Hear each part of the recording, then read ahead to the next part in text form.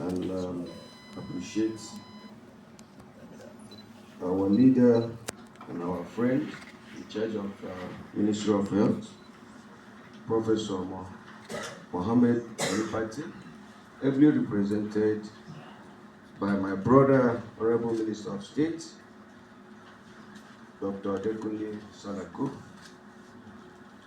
My brother, I know you're hearing me, but you're not here with us. Dr. Jean Tadom, Director Public Health, Federal Ministry of Health. My own brother from Lagos,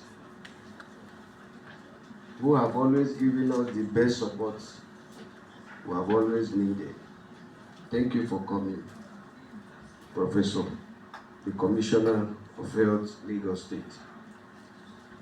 My dear sister, the game changer, you have really brought a lot of change in the malaria fight. Dr. Lena Obulafo, thank you. Our Chair, Professor Rose Leke, you are welcome. Dr. Adeji, Professor Wheat, and my brother, Dr. Charles Zelo.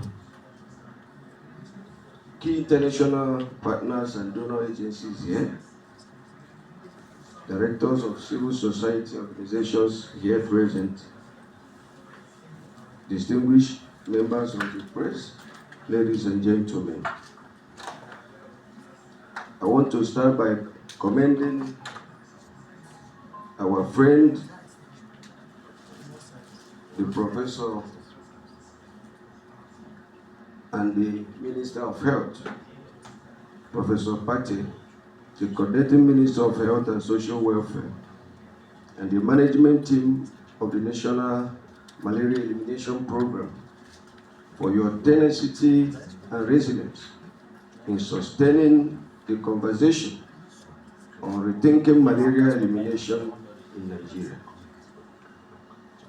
I recall vividly that I was invited to the inaugural meeting of this forum last year at the Villa, and I'm glad that much has been achieved, including the establishment of an advisory committee to address issues pertaining to the elimination of malaria in Nigeria.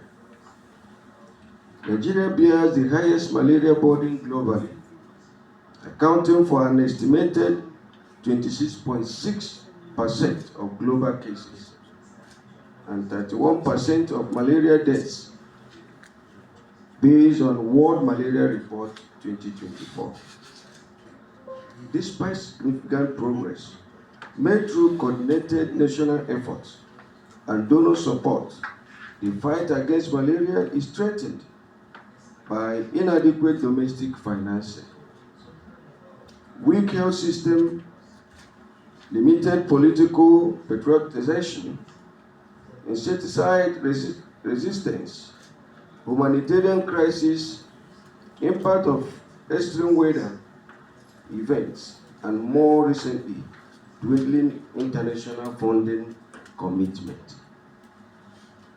We in the Parliament will continue to support the response to the elimination of malaria in Nigeria with legislative interventions and mechanisms.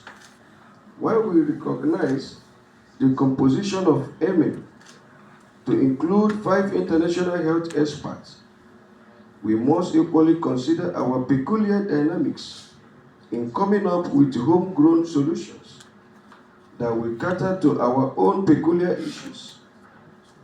It is gratifying to note that Lagos State is on the verge of eliminating malaria from their state, for which they deserve commendation and our support.